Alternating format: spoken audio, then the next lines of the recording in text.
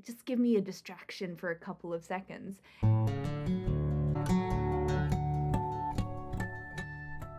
Everybody, and welcome back to my channel. My name is Tara East. I'm a writer, blogger, YouTuber, and the author of the mystery novel Every Time He Dies. And in today's video, I want to talk really quickly about a writing retreat. Okay, before we get into this video, I do want to say I didn't write a script. I am just completely speaking off the cuff here. So if there's any weird pauses or anything like that, that's why. So as I film this video right now, it's a Saturday, and last weekend I went on a writing retreat with 4 of my friends to a cabin in the woods. And I want to just talk really briefly about how that went and how we managed to make this actually quite a successful retreat. So one of the most common problems that every writer has is that we just feel like we don't have enough time for writing because everything else has to get in the way and writing isn't the priority, or it's easy for writing to get knocked off our priority list because other things feel more urgent or other things are waiting to be done or we're answerable to other people, that sort of thing. Sorry, the air day of just video bombing this filming session. So for a really long time, I have been interested in the idea of going on a retreat just to be in a different space, in a space that doesn't have all of the distractions that exist in my normal home, which is also where I do most of my work. My day job, I work from home the vast majority of the time, like 4 out of 5 days I'm working from home. So I think additionally, in recent years, retreats have been particularly important to me because when I am at home and I'm in my office, that space now has a particular feeling and I can get past it once I start working. But now this space is very much associated with a very particular type of work rather than writing. And in addition, homes are just a hive of distraction. It's very easy to give into that like productive procrastination. So instead of sitting down and writing 2,000 words, I can be just as productive by prep cooking meals for the next week, or doing laundry, or taking the dogs for a walk, or doing a dog bath, or something like that. It's really easy to justify not writing because there are other things on the to-do list that also have to get done, and that doing them would make my life easier. So I live in Australia, and there are a couple of different writing retreats that exist here, and some are really famous, but they either fall into one of 2 categories. Either you have to apply to attend, and so it's very competitive about who gets to go on these retreats. And the other kind of retreat is where the space is provided, but you still have to pay to go, which is fine. Your meals are covered. Obviously, you get to stay usually in a very aesthetically pleasing place, but they're rather expensive. So only certain kinds of people can maybe attend those, or people who are very disciplined with savings. So you can see that both of those options have their limitations. So I'm a member of a book club, and we obviously all get along, and we've been meeting up for a couple of years now, so we know each other quite well. And I had floated this idea past the members in my book club, and it was one of those things where I floated the idea and I was just kind of sussing out if people were interested in maybe doing a writing retreat. Because even though we're a book club, we're also all writers. And everybody was really intrigued. And then I got more serious about it, and then we made it happen. But, and here's a huge thing. So it's one thing for you to go away on a writing retreat by yourself. It's a completely different thing to go away on a writing retreat with other people. And from the beginning, we were all actually really clear about the purpose of what this retreat was going to be doing and why we were going on the retreat and how we were going to sort of like structure the days there. So to give you a bit of a general idea on like what the sort of itinerary, I guess, of the retreat looked like, was we left on a Friday morning. So I picked up everybody. We went in my car. I picked everyone up. We left at 8:30 and we got to our cabin in the woods at about midday, but we couldn't get the key until 2 o'clock. So the good thing here is that we had heaps of catch-up time in the car on the way there. Then we had an additional 2 hours to have lunch and go for a walk because there's lots of hiking trails in this place. And that was more sort of social time. But then once we got into the cabin, we were all sort of peopled out because we're writers and we're mega introverts, and you could even see some of the people were really quite tired by this point. Now, what impressed me is because we had made the decision that this was a writing weekend, even though we were all peopled out, we all went off into our separate areas of the house and we actually did creative work for at least 2 hours before coming back together and having dinner. Now, before this retreat even happened, I was crystal clear with everybody about like my own experiences that I had had with doing social writing groups. And I wonder if your experiences are similar. I've gone to writing groups and writing clubs before with the intention of writing, not social clubs, writing clubs, and doing like shut up and write sessions where you write for 25 minutes, talk for 5 minutes, and then go again. So, like doing the Pomodoro technique. And more often than not, in those situations, it just dissolves into socialization and people stop writing. And my biggest fear about this weekend, and while it would have been fun to still go and have a social weekend in the woods, that was not my intention. I wanted it to be a writing retreat. And so I had said, if we do this, I don't want it to dissolve into just talking and socializing. I want us to actually really get some work done because I feel like I'm not getting the work done that I want to do. I've heard you all talk about how you aren't getting the work done that you want to do. And so this could be like a really great solution for all of us. And now the thing is, everybody agreed to this, but you don't know what's going to happen in the actual moment because all it takes is maybe for one person to start talking and then everybody just abandons their manuscripts and then you start hanging out. So that was a very real fear. But on the second day of our retreat, we had sort of talked about our general structure that everybody, you get up when you want to get up. You be mindful of everybody else in the house, but get up when you want to get up. Everyone's responsible for organizing their own breakfast, of starting work when they want to start work. We're all adults here. If you want to stop for lunch, you stop for lunch. You do your own thing. Do your own thing in the afternoon. But the thing is, we're all going to come together and we're going to hang out at nighttime, have dinner together, have a glass of wine, and then just talk about what we did that day and also just general chit chat. So that was the sort of decision that we arrived on, that the whole day is basically up to your own devices. You were in your head, you were doing your thing, and then at night, that's when we're going to hang out. So the cabin we were staying in, I'm calling it a cabin just to sort of like keep the that illusion going, but it was a house. So the house we stayed in was 4 bedrooms, double story. When we were looking at places to stay, it was super important that the house be big enough for all 4 of us and that it had plenty of nice places to sit so that we could comfortably do our work. So there was a huge outdoor deck. There was a long table that was a 10-seater table and a huge couch that seriously like 9 people could have sat on. So 2 of the writers sat at the table, 1 sat on the deck, and I sat on the couch, and we sort of like moved a little bit the next day, but that's basically where we sat for that full day of writing on the Saturday.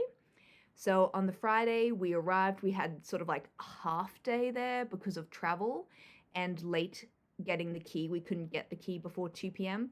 And then the second day was our full day there. So we got to have a full day of writing. Now, of course, there were little bits of chit chat because we were all sitting in a sort of like communal area so we could all see each other and things like that. But whenever conversation happened, it was really brief. And we're all introverts, we're all pretty type A. So whenever people were talking, it was always like in a little whisper, like we were in a library, which was fantastic. And I think everyone was just really respectful of the fact that we were all trying to do quite hard things and we were all at very different stages of the creative process. So some of us were doing the very final draft of a piece.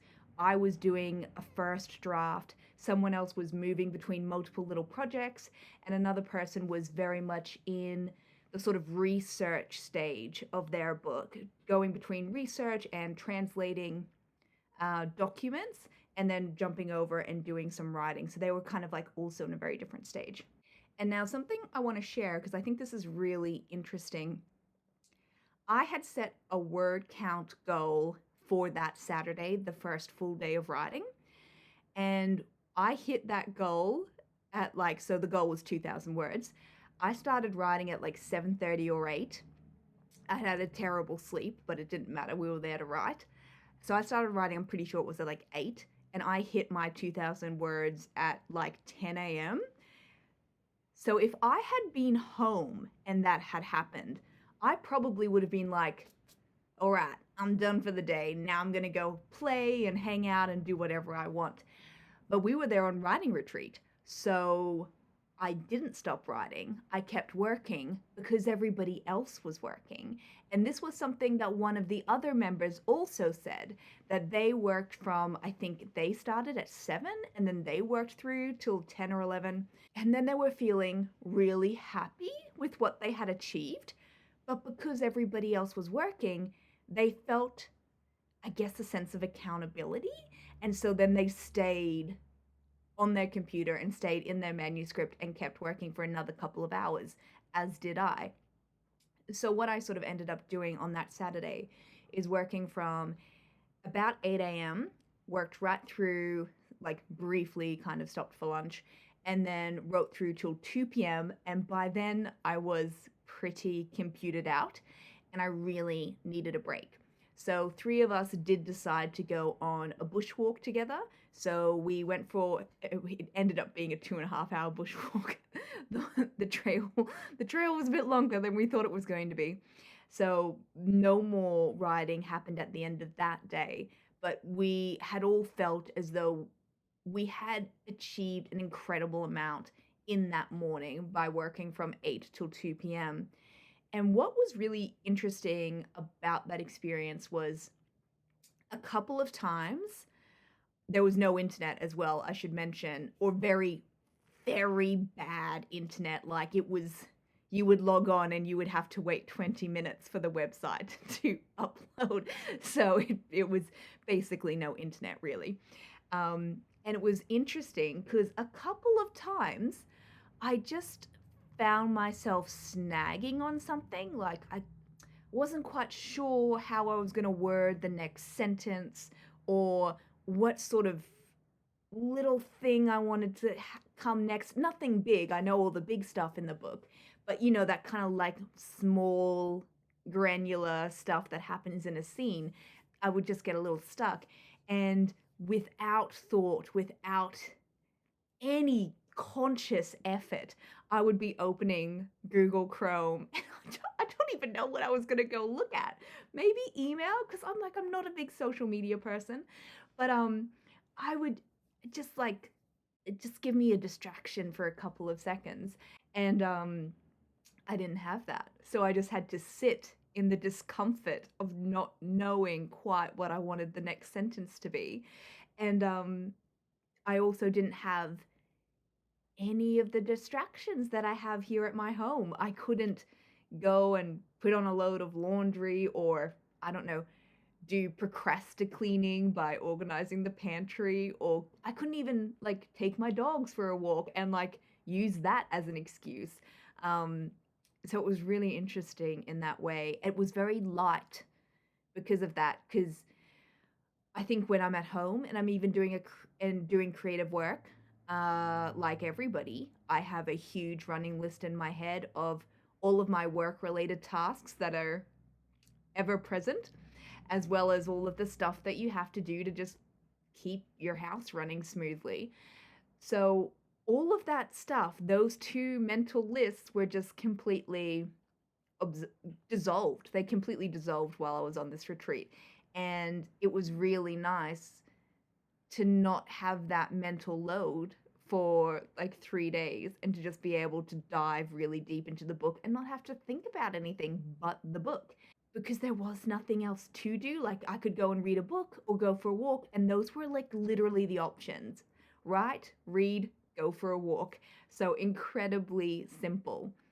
So on that Saturday, we did our riding, we went for our walk, we came back, we had our dinner together, drunk some wine because riders, and then we were all in bed both nights by like 9 or 9:30, because the thing is, you have to remember is that riding requires a lot of energy. People don't always talk about how exhausting writing is, because it's just constant decision making and making this like crazy crazy sign, because it's very exhausting. So the writing on top of the socializing, we were in bed by 9:30. And then the Sunday, I wasn't quite sure what we were going to do on the Sunday, because we had to be out of the house by 10 a.m. But I was very impressed that we all got up at, well, between 6 and 7 again. We all got our breakfast. We were all whispering like we were in the library again. And we all got out our laptops and we worked for about an hour and a half to 2 hours before we packed up the house, did that final quick clean, got in the car. But it was 10 a.m. We didn't want to drive home yet, because this was on the Sunday. So instead, we went to a little cafe that was nearby, the only cafe that is in this place. So, like, in this place, the only things that are there are a cafe, two kind of cafes, a corner store, and then accommodation.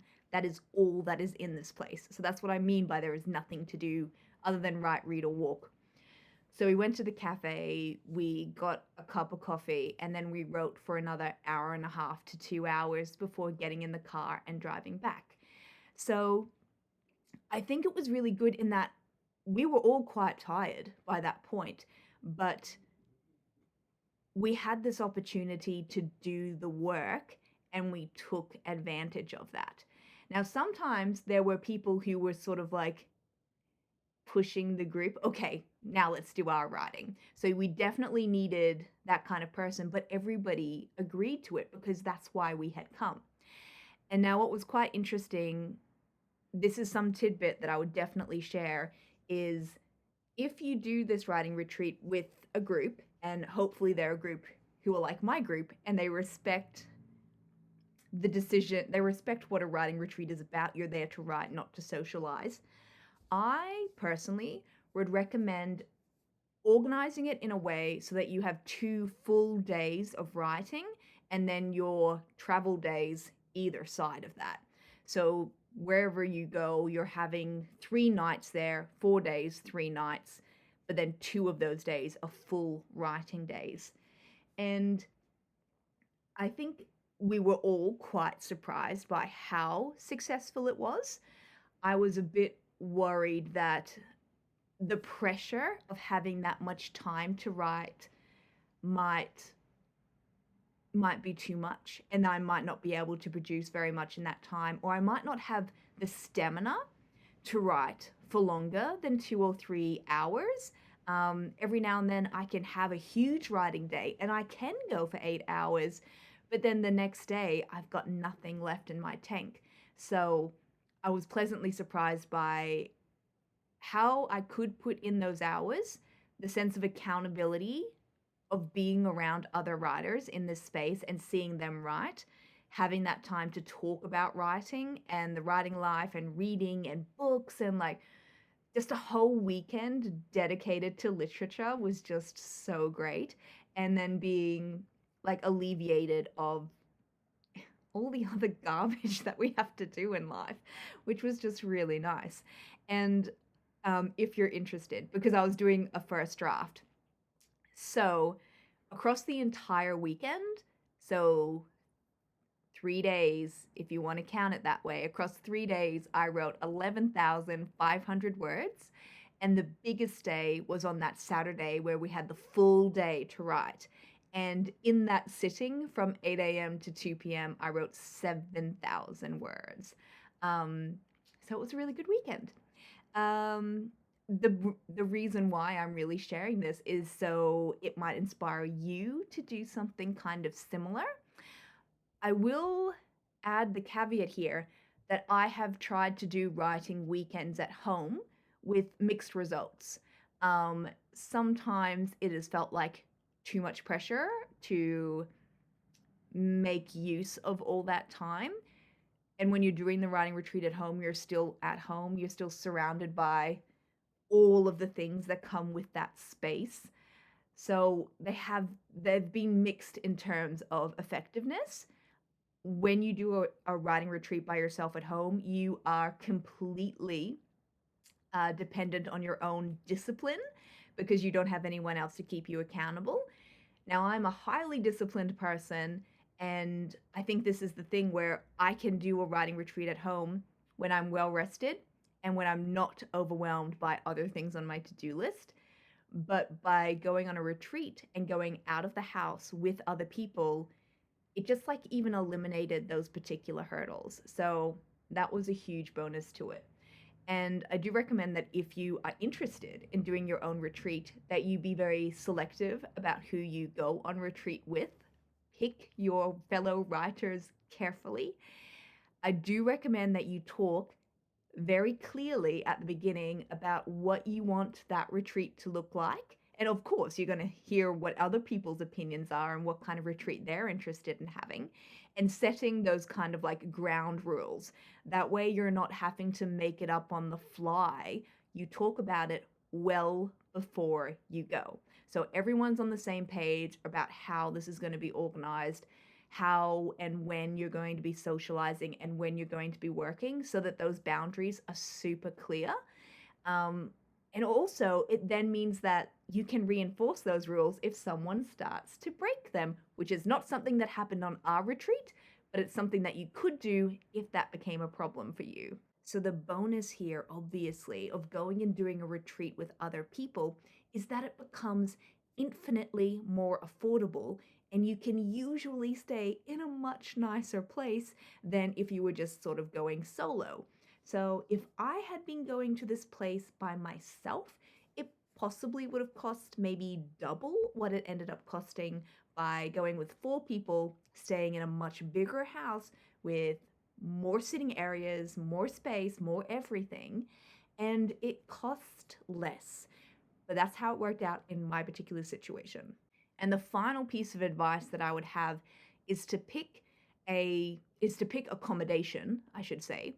Accommodation where, of course, everybody has their own room, because if you're a writer, you're an introvert, you need your own space, you need somewhere that you can go and hide.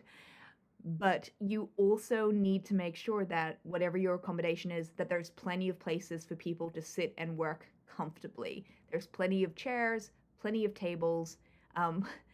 Also bring extension leads for your laptops, all that kind of stuff.